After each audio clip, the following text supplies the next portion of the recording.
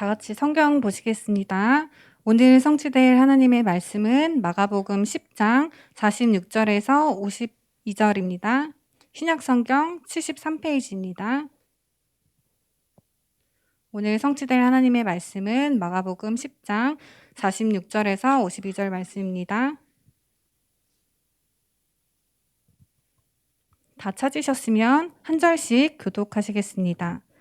그들이 여리고에 이르렀더니 예수께서 제자들과 허다한 무리와 함께 여리고에서 나가실 때에 디메오의 아들인 맹인 거지 바디메오가 길가에 앉았다가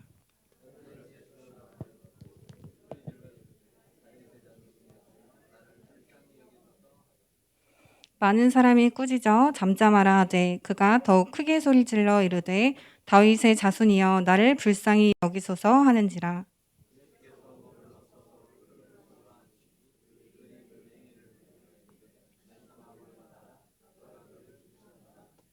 맹인이 겉옷을 내버리고 뛰어 일어나 예수께 나아오거늘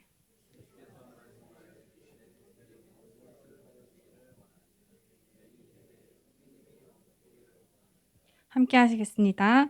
예수께서 이르시되 가라 내 믿음이 너를 구원하였느니라 하시니 그가 곧 보게 되어 예수를 길에서 따르니라. 아멘. 윤하명 목사님 나오셔서 근원 치유라는 제목으로 말씀 전해주시겠습니다.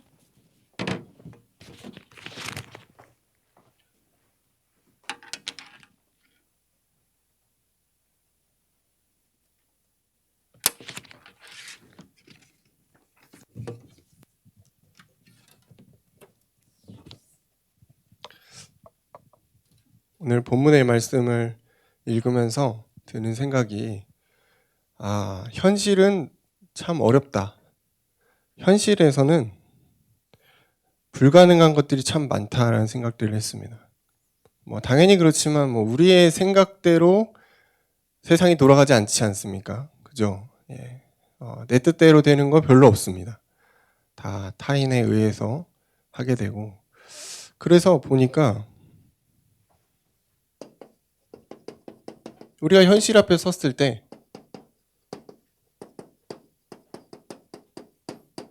이건 절대 안 돼 라고 생각하는 것들이 꽤 많습니다. 내 짐작으로 봤을 때 요 정도 선이면 괜찮겠지 했지만 내 어떤 수준을 그걸 뛰어넘는 일들이 너무너무 많이 일어나죠. 그럼 이제 어떻게 되죠? 멘붕이 옵니다. 멘탈이 깨지는 거예요. 어렵죠. 이 현실을 우리가 딱 접했을 때 참 어렵다라는 거를 빨리 깨닫고 나는 할 수 없다를 인정하면 쉬운데 그게 인정이 안 되면은 그 다음 스텝부터는 더 어려워지는 거예요. 제가 이 설교를 준비하면서 제가 전도사 때 일들이 떠올랐습니다. 제가 얼마나 소심했냐면은 여기 있는지 모르겠는데 제가 여자 중3인가요? 반 아이들 맡았거든요. 교사일 때. 근데 얼마나 만만했으면 놀림 당했어요, 제가. 애들이 저를 놀려먹더라고요. 근데 뭐라고 말할 수가 없어. 너무 이게 자신감도 없고 막 그래가지고 지금 같으면 막 이렇게 막 주고받고 하면서 내가 이제 이렇게 할 수 있겠지만 그때는 너무 어리고 진짜 풋풋했던 모습이어가지고 좀 많이 당했거든요. 그런 상태에서 제가 안산지교회를 갔단 말이에요. 완전 풋풋내기 완전 진짜 초짜가 가가지고 중고등부를 하래요.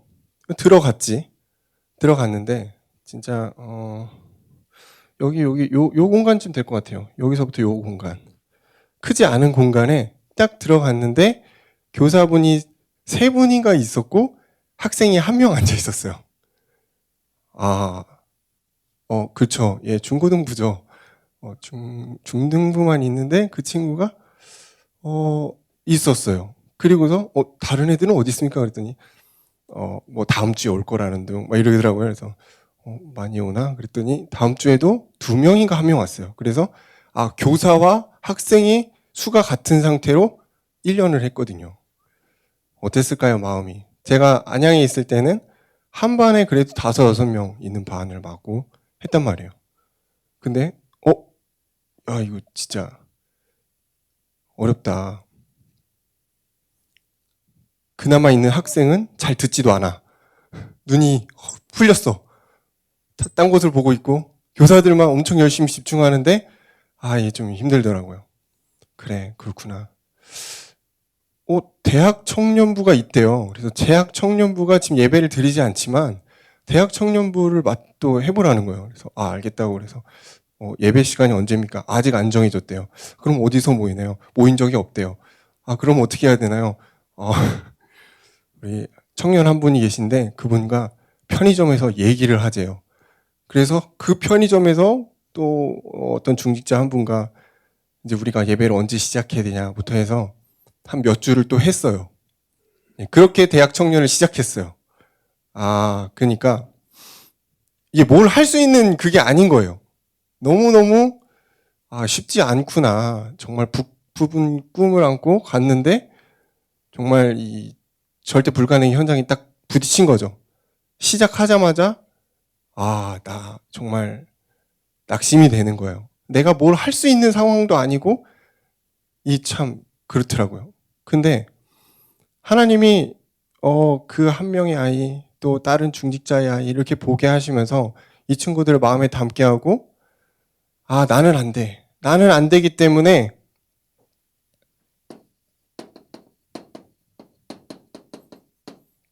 오직 복음으로 이 친구들을 봐야겠구나. 제가 안산을 폄하하는 건 아닙니다만 상황이 이렇게 썩 좋지가 않아요. 안양처럼 이렇게 막 안정적인 그런 분위기가 아닙니다, 여러분. 그래서 뭔가를 기대할 수가 없는 분위기인데 기대하지 않고 그냥 한 명 한 명을 보고 찾아가서 사역도 하고 교회로 초대도 하고 진짜 말 그대로 동거동락을 했어요. 얼마나 심했냐면 제가 이 친구들 막 합해가지고 막 같이 막 PC방 가고 막 노래방 가고 볼링장 가고 당구장 가고 맨날 그 앞에서 막 놀아주고 농구하고 거의 사역에 그게 전부였어요.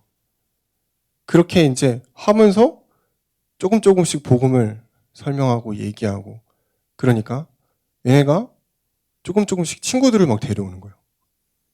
그래서 나중에 제가 이제 어떻게 하다가 이제 안양으로 다시 왔잖아요. 올 때 마지막 예배를 딱 드릴 때 요 방이 가득 찼어요. 정말 신기한 일이죠. 한 명이었다니까. 한 명, 두 명인데 이렇게. 그러니까 그거는 제가 자랑하려고 하는 게 아니고 절대 불가능의 현장이 맞았어요. 근데 오직 복음, 저는 복음밖에 말한 게 없거든요. 그리고 제 진심을 다해서 사역을 했고. 그러니까 그냥 하나님이 열어주셨어요. 나는 안 되지만 하나님은 절대 가능하다. 제가 또 하나의 에피소드가 있는데요. 이것도 기억에 잊혀지지가 않습니다.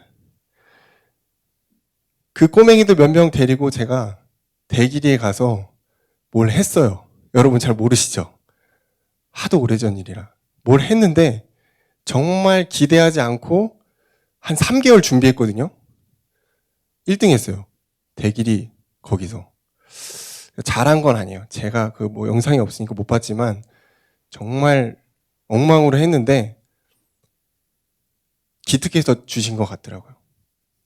근데 이 친구들이 음악을 하는 친구들이 아니었어요. 중학교 1학년, 2학년이 무슨 음악을 합니까? 학원에서 이제 막 코드 잡는 애들이 곡을 3개를 카피를 해가지고 했거든요.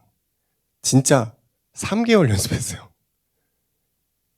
저는 가서 그냥 망신만 당하지 말아야겠다 그런 생각으로 했거든요. 근데 하나님이 이 친구들을 막 준비시키고 조력자를 붙여서 얘네가 막 자기 돈 들여서 학원 다니고 이걸 준비했어요.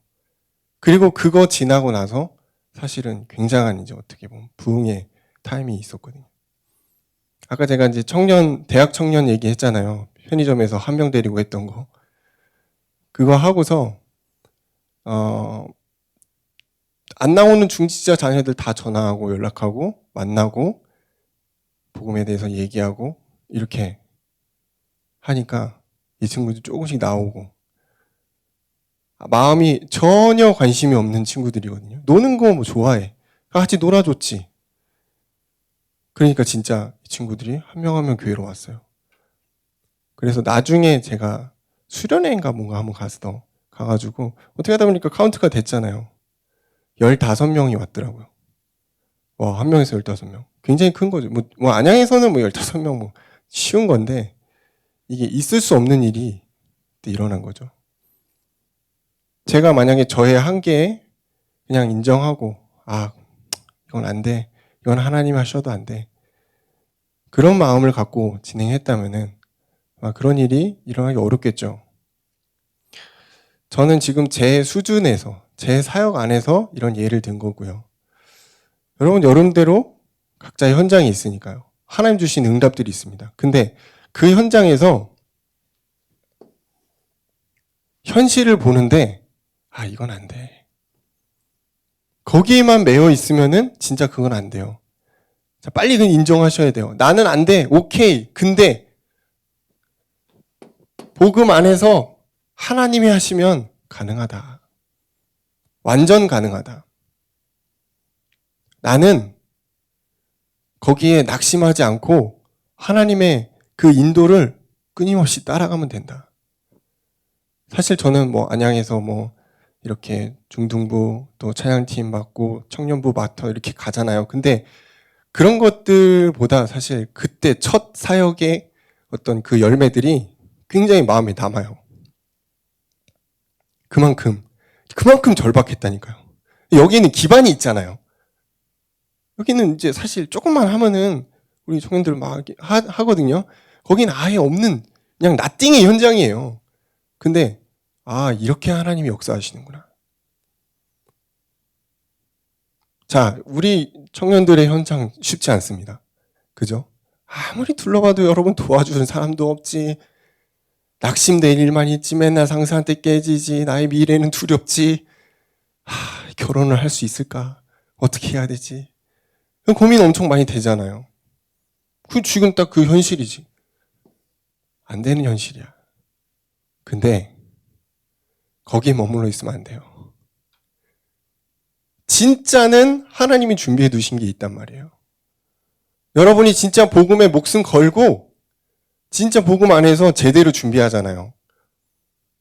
그러면 불가능한 게 없습니다.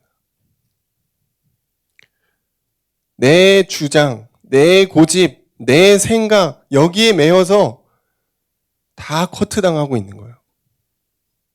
그래서 저는 딱 생각했어요. 내가 하는 것보다 하나님이 하셔야 된다.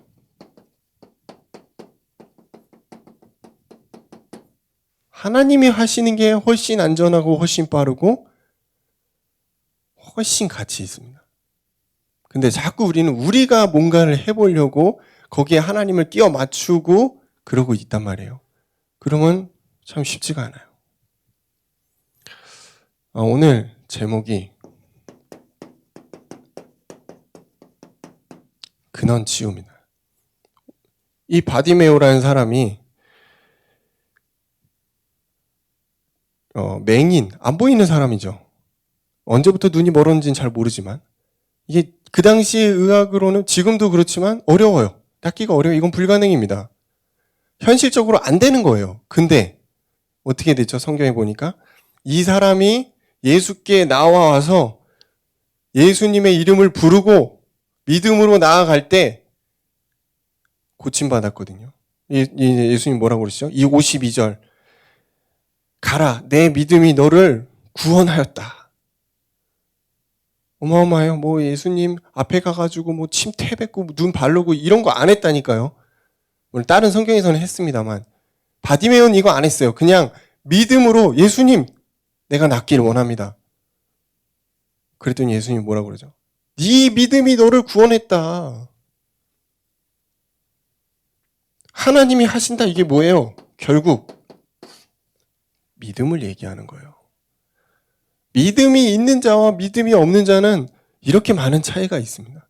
수많은 응답들이 우리를 기다리고 있는데 믿음이 없으면 그 응답을 받을 수가 없어요. 불신앙도 믿음이라고 착각하면 안 됩니다. 그건 믿음이 아니죠. 사단의 통로입니다. 계속해서 우리의 믿음을 갉아먹는 것들을 빨리 차단해야 돼요.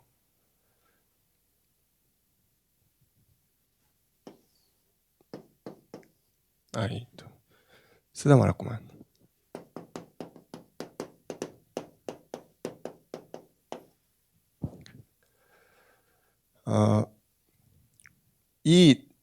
오늘은 좀 이제 근원 치유니까 치유에 대한 거를 조금 얘기를 하려고 합니다. 참 제가 좋아하는 내용이죠.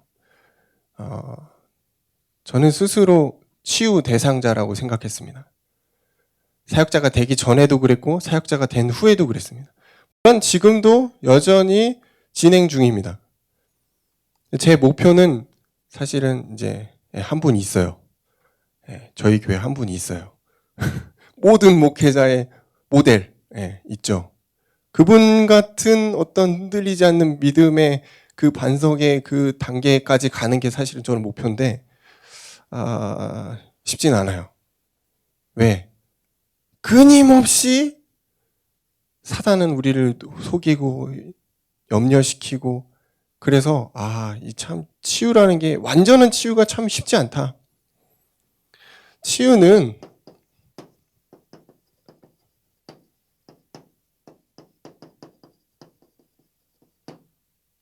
돌아가는 겁니다. 하나님께 돌아가는 겁니다. 원래 인간의 모습을 돌아가는 겁니다. 하나님으로 행복했던 그 모습으로 돌아가는 겁니다. 여러분, 왜 내가 치유가 필요할까요? 뭐가 비었기 때문입니다. 내 심령이 상했기 때문입니다. 물론 이제 육신의 치유가 필요한 경우도 있지만 결국 그 육신의 치유도 뭐 암이나 이런 거 다 사실 어떤 영적인 부분과 심리적인 부분과 연관이 있죠. 그래서 이제 치유의 근본을 쭉 따져 들어가면은 하나님을 떠나 있는 상태에서부터 나온다라고 보면 돼요. 그래서 하나님으로 돌아가는 것이 첫 번째다. 뭐 돈을 많이 벌고 뭐 유명한 사람이 되고 많은 지식을 갖고 그거는 사실 많이 중요한 건 아니고요. 하나님으로 돌아가서 치유받는 게 진짜 중요한 거예요. 치유는 내 문제에 속지 않는 것이다. 매이지 않는 거죠. 이게 아마 우리 청년들이라면 이해가 될 겁니다. 엄청나게 많이 걸려들어요. 우리는 상황이 그래서 문제가 이래서 그래서 내가 이렇게 힘든 거야 라고 말하지만 사실은 내가 넘어가는 경우가 많아요. 내 생각, 내 의, 내 주장 여기에 다 걸려 넘어가요. 근데 하나님께로 돌아가면 내게 없어지거든요. 그러니까 참 이제 살기가 편해지는 겁니다. 제가 저를 개인으로 예를 들어서 한번 좀 얘기해 볼까요? 뭘 치유받으라는 거야 도대체? 저는 사실 좀 부끄럽지만 이거 있었습니다. 분노. 이게 언제 이제 저한테 쌓이게 됐는지는 제가 말하기가 참 민망해요. 왜냐면 부모님도 이걸 들으신다고 그러더라고. 그래서 예를 들기가 참 민망. 아내도 제가 이걸 보고 있고 그래서 이거 가정 얘기하기가 참 민망한. 어쨌든 있었어요. 제가 분노가 엄청 크게 있었어요. 여기 막 응어리진 게 있었단 말이에요. 이 다이나마이트지. 언제 터질지 모르는 이게 항상 있어가지고 제가 언제 나오냐면 이게 운동할 때 나와요. 저랑 여기서 운동해 보신 적 별로 없죠. 제가 진짜 열받으면 눈 돌아가거든요. 그래서 이제 근데 이게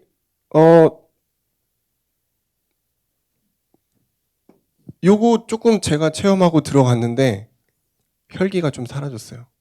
분노가 거의 제가 생각할 때 한 30%, 20%쯤 남았다라고 지금 생각을 합니다. 원래 완전 없어졌다고 생각했는데 육아하면서 이게 있다는 걸 깨달았어요. 내 안에 분노가 아직도 존재하고 있었구나.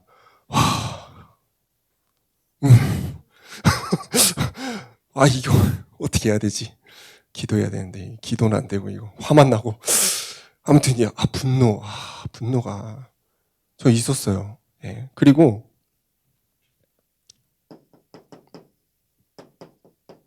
제가 자존감이 되게 높은 것 같지만 엄청 낮았습니다.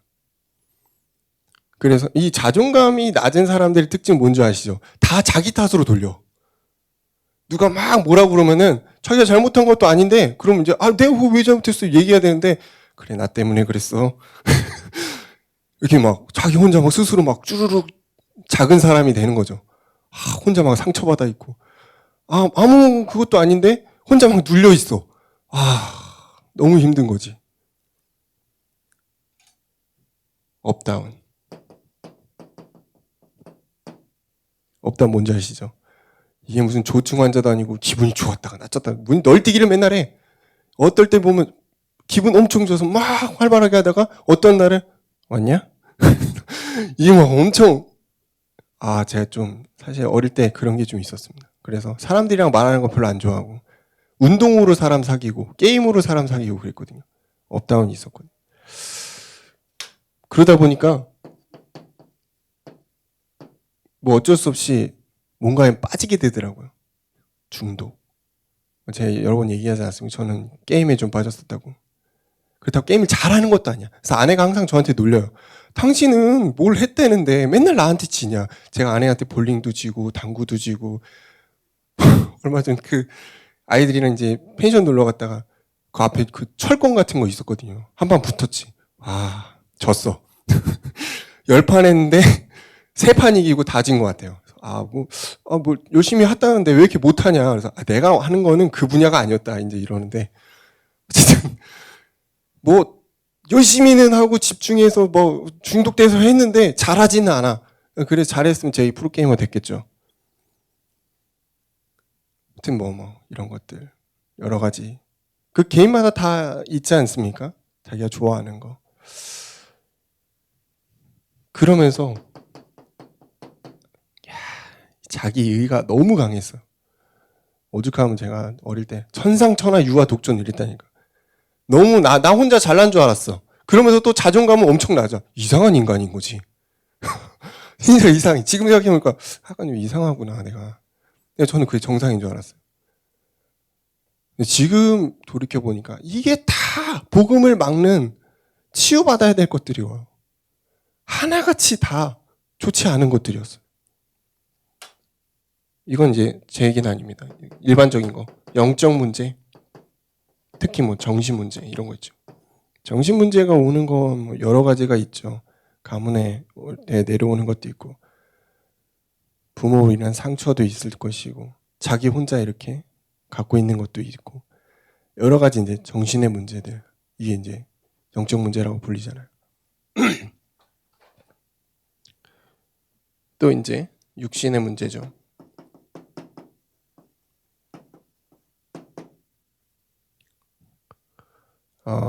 자연스럽게 오는 그런 병도 있겠지만 가문에 내려오는 어떤 그런 병들도 있고 여러 가지 이제 육신의 문제들 이런 게 사실은 다 치유라는 표현을 가지고 우리가 접근을 하는 것들입니다.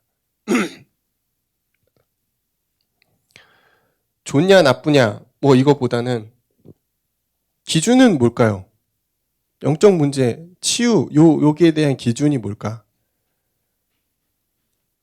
하나님 보시기에 어떠한가 저는 그게 기준인 것 같아요. 이게 하나님으로 가는 통로를 막고 있다면은 이거는 조금 문제가 되는 겁니다. 뭐 개인의 성격 그거는 말하는 게 아니죠. 나의 영적인 통로를 막고 있는 것들이 뭐가 걸리는 게 있다면은 그건 복음으로 치유받아야 될 것들이 확실합니다. 자, 그래서 이거 제가 실제 이거 했던 거거든요. 치유 그럼 어떻게 해야 되는 것인가?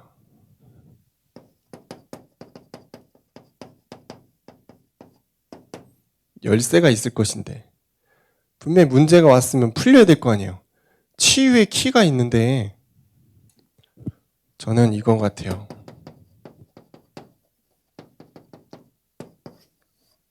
깊은 단계로 들어가는 것이다.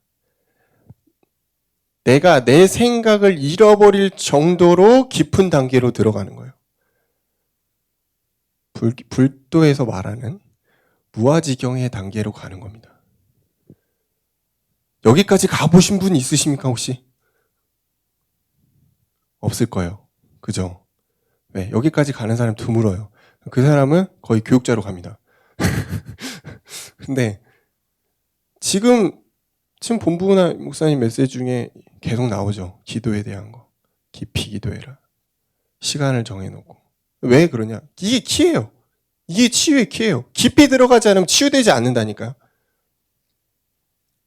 저는 뭘 묵상했냐면 예수 그리스도는 누구인가부터 시작했습니다. 우리가 이제 집중한다고 그러면 뭐 이렇게 말씀 읽거나 이제 설교 내용 이렇게 쭉 읽어보고 생각해보고 이렇게 끝내죠. 근데 그게 아니고 예수님은 누구인가 한번 쭉 들어가 보는 겁니다. 그분은 누구신가? 그분은 무슨 일을 하셨는가? 뭐 하셨지? 그분은? 나 아시죠? 그거를 되게 여러분 디테일하게 한번 쫙 그려보세요. 정답은 없죠. 근데 그 내용을 여러분이 계속 매일매일 만들어 가잖아요. 그럼 참 그게 은혜가 돼요. 더 중요한 거는 이 예수 그리스도는 나와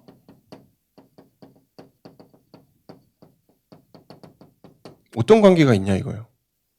아무리 좋은 분이고 대단한 분이어도 나랑 상관이 없으면 의미가 없단 말이에요. 이게 지금 뭘 말하죠? 여러분과 예수 그리스도의 거리를 얘기합니다. 그분이 나와 함께하냐? 거리를 두고 있냐? 나는 지금 무슨 생각을 하고 있는가? 어디를 향해 달려가고 있는가? 무엇이 목적인가? 이게 지금 저는 그리스도와의 관계의 거리라고 생각을 해요. 그럼 이제 여기까지 나오는 거죠. 예수 그리스도를 어떻게 누릴 수 있는가? 뭐 알면 뭐합니까? 누려야지. 제대로 누려야지. 그거를 생각하는 거예요. 깊이 들어가서 생각하는 거예요. 그럼 이제 알게 되죠. 아, 성령인도 이런 거구나.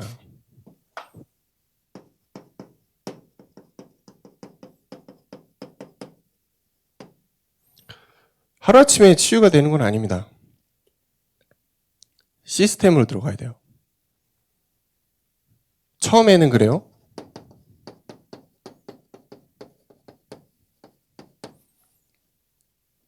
은혜라는 거를 체험하게 되는 그 순간이 있어요. 순간의 은혜가 있어요. 뭐 예를 들어 우리가 수련회를 간다던가, 그죠? 뭐 기도회를 한다던가 이럴 때 순간적으로 빡, 이런 거 있죠. 눈물이 막 확 떨어지고, 아 그리스도가 나를 위해, 막 이런 거.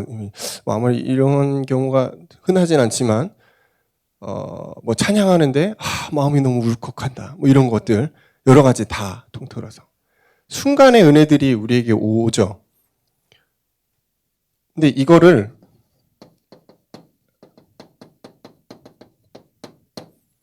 지속할 수 있는 시스템을 만드는 게 참 중요하단 말이에요.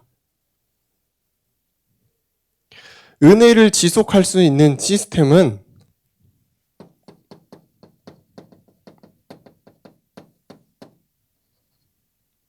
뭐 대단한 그런 게 아니고요. 듣는 겁니다. 많이 듣는 겁니다. 지겨울 때까지 듣는 겁니다. 아, 나는 목사님 뭐 맨날 예화 얘기하시고 좀 그런데, 그럼 아예 딱 구원의 길이나 복음의 내용만 딱 있는 것만 계속 듣는 것도 괜찮다고 봅니다. 그건 예화가 많지가 않아요. 근데 정확하게 구원에 대한, 복음에 대한 내용이 있는 그런 동영상들이 유튜브로 쫙 깔렸습니다. 그걸 가지고 여러분 계속 한번 들어보세요. 그러면은 아, 했던 거 또 하시네 이런 생각 안 들죠.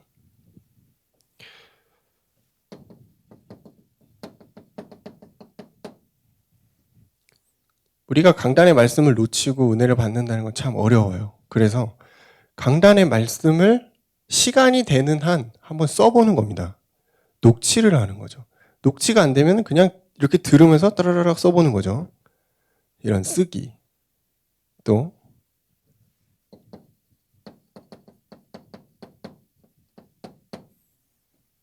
복음을 전해보는 겁니다. 태어나서 한 번도 나는 타인에게 복음을 전해본 적이 없다라는 분들도 꽤 많이 있을 거라고 생각합니다. 저도 그랬습니다. 근데 실제 제가 처음으로 전도를 했던 분이 어떤 분이냐면은 놀이터에 있는 4살짜리 아이였습니다. 그때는 이렇게 막 부모들이 막 이렇게 하지 않는 때였거든요. 거의 20년 전이었기 때문에 그때는 좀 프리하게 이렇게 낯선 아저씨가 가도 말 걸어주고 가능했어요. 그만큼 저도 굉장히 이런 게 있었거든요. 네, 그 몇 번 하다 보니까 남녀노소 상관없이 복음을 전할 수 있게 됐어요. 목사라서 그런 게 아니고 훈련됐단 말이에요. 근데 복음을 전할 때마다 어떤 부분이 나에게 오냐면은 구원과 복음이 재정립이 됩니다.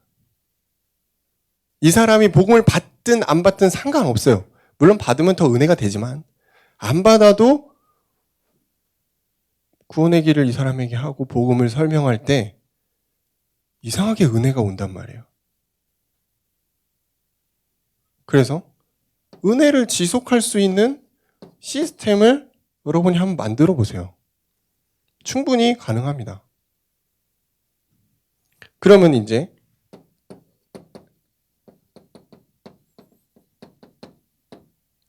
체질이 되는 거예요. 결국 삶이에요, 삶. 십수년 동안 해왔던 것들이 어떻게 하루아침에 바뀝니까? 은혜 한 번 받았다고 확 바뀌냐? 그거 쉽지 않거든요. 체질이 돼야 돼요. 복음 체질이죠. 결국 이 체질, 복음, 각인 뿌리 체질 요게 바뀔 때 진짜 응답이 오게 돼 있습니다. 근데 천천히 오더라고요. 천천히 오고. 내가 나도 못 느낄 만큼 천천히 오는데 다른 사람들이 나를 볼 때 야, 너 왜 이렇게 바뀌었어? 이러는 거예요. 아마 저를 고등학교 때나 대학교 때 봤던 친구들은 저를 보면은 못 알아볼 수도 있습니다. 너무 바뀌어가지고. 외형적인 모습이 바뀐 것도 인정합니다. 근데 사람이 좀 바뀌었어요. 온순해졌거든요, 좀 더. 대부분 사람들이 그러더라고요. 네가 목사를 할 줄 몰랐다. 이런 식. 그렇게 잘못 살지 않았는데 다 그렇게 얘기하더라고. 이구동성으로 네가? 이렇게 바뀌는 거예요. 치유는 이런 겁니다. 나는 잘 몰라요. 다른 사람들이 알아내는 거죠. 결론.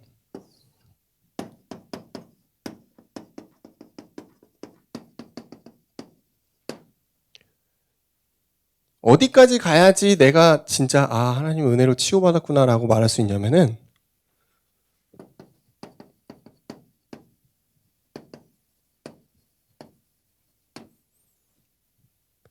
예수 그리스도로 내가 참 행복하구나라고 느끼면은 이제 치유의 초입 단계로 들어간 겁니다. 대부분의 사람들은 자신의 삶에 만족을 못합니다. 별로 행복하다고 느끼지 않습니다. 왜? 더 가져야 되고 더 누려야 되고 그렇게 생각하기 때문에 지금 내가 있는 상황에 별로 행복하다고 생각 안 해요. 오히려 아무것도 없는 사람이 행복하다고 생각합니다. 저기 이제 자연인 같은 분들, 자연에서 주는 거 먹고 행복하대요. 근데 복음으로 내가 행복하다고 느낄 정도가 되면은 그 사람이 이제 치유된 겁니다.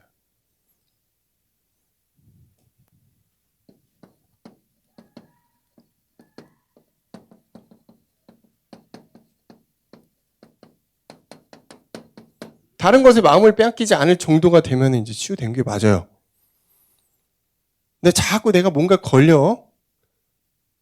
여기에 걸리든, 문제에 걸리든, 다 걸리고 자꾸 불편하고, 그럼 이제, 아직 시간표가 멀었구나. 그렇게 보시면 됩니다. 지금 교제를 하시는 분들이 몇 있죠. 결혼하신 분도 있고, 있는데, 자꾸 상대를 바꾸려고 그러면 안 됩니다. 인간은 바뀌지 않습니다, 여러분. 절대 인간은 인간의 말로 바뀌는 존재가 아닙니다. 기도해야 됩니다. 기도해야 돼. 저 사람을 놓고 기도하셔야 돼요. 왜? 나도 치유받아야 되고 너도 치유받아야 되는데 내가 어떻게 널 탓하겠냐 이거예요. 물론 진짜 열 받으면 이제 서로 이제 한판 붙긴 하겠지만 결국 인간은 영원히 치유받아야 되는 존재다. 그래서 그 관점으로 서로를 봐야 돼요. 그러면 이제 조금씩 이해가 되는 거예요. 아, 네 상황에선 그럴 수밖에 없었구나. 이제 그렇게 가는 거죠. 그러니까 참 이런 판단들도 다 하나님께 맡겨야 되는데 이게 잘 안 맡겨져요. 그러니까 그게 자꾸 걸리고 나한테 상처가 되고 그런 거지. 다른 거에 마음 뺏기면 안 되는데 자꾸 뺏기죠.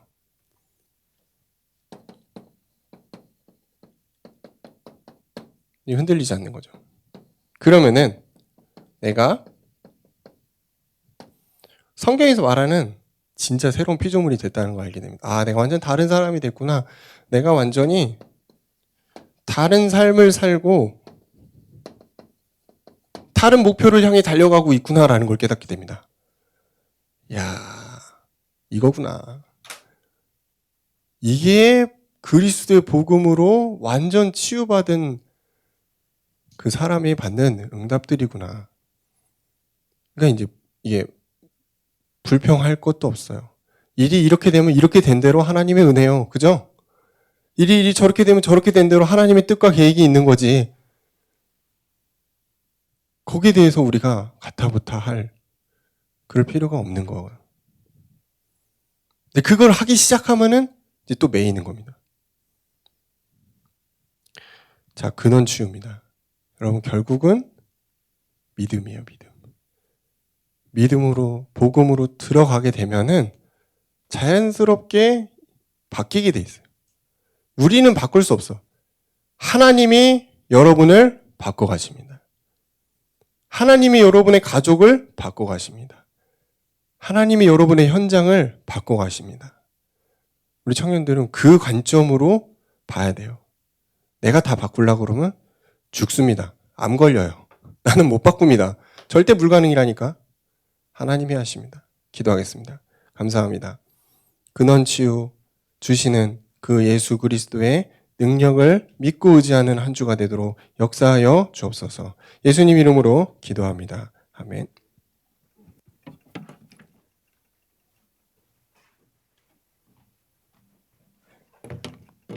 네, 말씀 감사합니다. 다 같이 날마다 숨쉬는 순간마다 찬양하시면서 준비하신 헌금 하시겠습니다.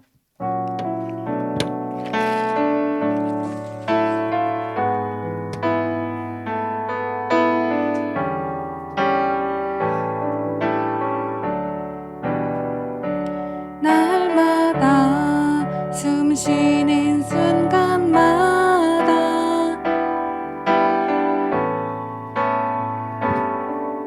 오늘 주님 앞에 이 몸을 맡길 때 슬픔 없니 두려움 없네